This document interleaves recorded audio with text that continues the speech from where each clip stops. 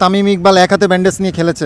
শান্ত ভাইও গতকালকে তার বাম হাতে যে ব্যথা পেয়েছে সেটা নিয়েও খেলেছে। সাপোর্টারদের মন খারাপ হয়, সেই মন খারাপের থেকে আবেগের বসে তারা হয়তো অনেক সময় ট্রোল করে বসে। এই যে ক্রিকেট থেকে একটু বিমুখ হয়ে গেছিল, লাইক ফুটবলটা নিয়ে অনেক বেশি লাফাইতেছিলাম আমরা। ক্রিকেটের যে একটা মেরুদণ্ড সেইটা হচ্ছে গিয়ে বাংলাদেশ দলের এখনো আছে। বাংলাদেশ দল এখনো চাইলে ওই কামব্যাকটা দিতে পারে। আমি আসলে নিজেকে খুবই সৌভাগ্যবান মনে করছি যে আমি একটা সুযোগ পেয়েছি এখানে শ্রীলঙ্কাতে, বাংলাদেশ এবং শ্রীলঙ্কার মধ্যকার ক্রিকেট ম্যাচ যে টেস্ট ম্যাচটা হচ্ছে এটা দেখার জন্য। লাকিলি যে I am the only one Bangladeshi supporter in the stadium, not a stadium, in my gallery also, so I'm enjoying and Bangladesh is playing really good and I'm expecting a very good result from my team.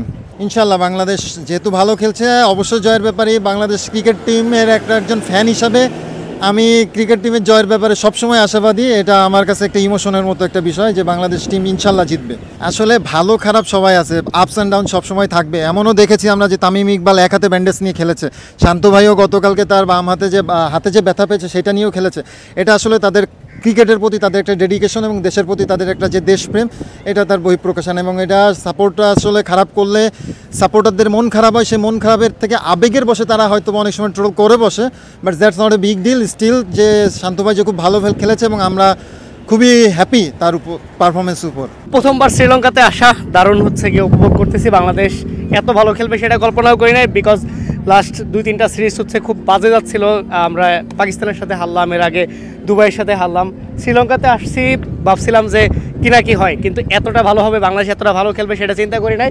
তবে বাংলাদেশ কিন্তু ওই যে 2টা series পার করে আসলো সেমভাবেই start করছিল, but Mushfiqur Rahim, Nazmul Hossain শান্ত তারা দুর্দান্ত একটা কামব্যাক দিয়েছেন বাংলাদেশ দলকে। বাংলাদেশের মানুষ যে এই যে ক্রিকেট থেকে একটু বিমুখ হয়ে গেছিল, লাইক ফুটবলটা নিয়ে অনেক বেশি লাফাইতেছিলাম আমরা, তো ওই জায়গা থেকে আবারও আমার কাছে মনে হচ্ছে যে ক্রিকেটের যে একটা মেরুদণ্ড সেইটা হচ্ছে গিয়ে বাংলাদেশ দলের এখনও আছে। বাংলাদেশ দল এখনও চাইলে ওই কামব্যাকটা দিতে পারে। তো বিশ্বাস করি যে এই টেস্টটা ভালো কিছুই হবে, যেহেতু আজকে অলরেডি 1.5 দিন শেষ এবং বাংলাদেশ আপার হ্যান্ডে আছে, প্রায় এখনও 100 রান মেবি হচ্ছে এখনও 395 রানের মতো বাংলাদেশ লিডে আছে।